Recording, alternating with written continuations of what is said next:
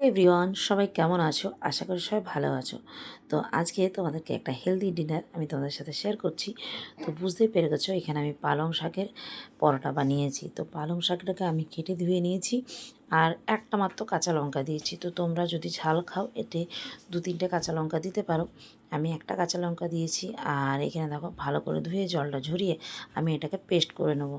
আর দেখো এখানে আমি আটা নিয়ে নিয়েছি। আটার মধ্যে আমি ঘি 2 চামচের মতন ঘি নিয়েছি, পরিমাণ মতো নুন নিয়েছি আর জোয়ান নিয়ে নিয়েছি।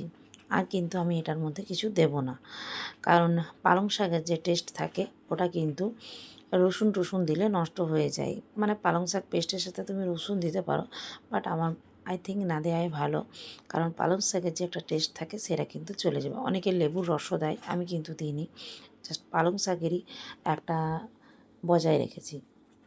তো এখানে দেখো আমি পেস্টটা দিয়ে ভালো করে, আমি কিন্তু আর এক্সট্রা জল দিইনি। ওটার মধ্যেই যা জল, মানে পালং শাকটাতেই যা জল ছিল সেটাতেই কিন্তু আমার আটাটা পুরো মাখা হয়ে গেছে। আর এরকমভাবে বানালেই কিন্তু মিষ্টি হবে। আস্তে আস্তে আস্তে আস্তে পুরো আটাটা পরিমাণ মতন আমার দেওয়া হয়েছিল। তো দেখো এখানে আমি একটা সুন্দর দেখে ডো তৈরি করে নিলাম। আর এটাকে আমি ভালো করে একটু ঠেসে নেব। তোমরা চাইলেই পালং শাকটা একটুকু সেদ্ধ করে জলটা ফেলে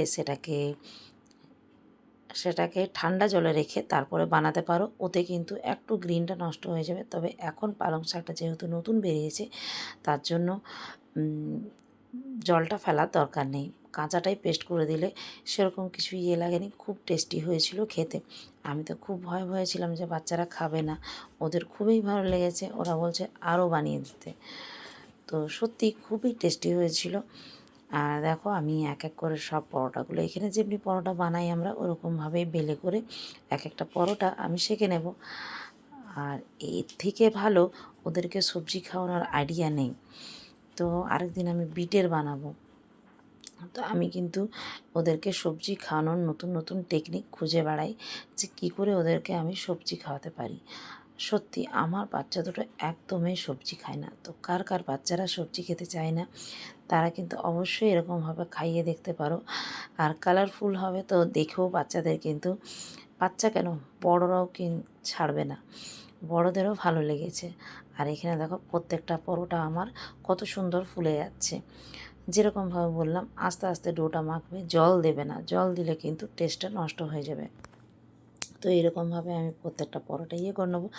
আর এটার সাথে যদি ধনেপাতার চাটনি দিয়ে খাও তাহলেও কিন্তু দারুণ লাগবে। বাট আমি আগের থেকে আমার এটা কোনো করার প্ল্যানিং ছিল না, তাই আমি এটার সাথে কোনো চাটনি ফাটনি বানাইনি। আমি জাস্ট একটা তরকারি করেছিলাম, সয়াবিনের তরকারি করেছিলাম, নর্মাল সবজি। তো ওই সবজিটার সাথে ওরা কিন্তু খেলো। কম্বিনেশানটা অড ছিল না, ভালোই লাগলো খেতে। তবে পরোটা মানে একটু এটা দইয়ের সাথেও কিন্তু দারুণ লাগবে। তো কেমন লাগলো আমার রেসিপিটা অবশ্যই জানাবে। এতক্ষণ দেখার জন্য অনেক অনেক ধন্যবাদ। Thank you so much.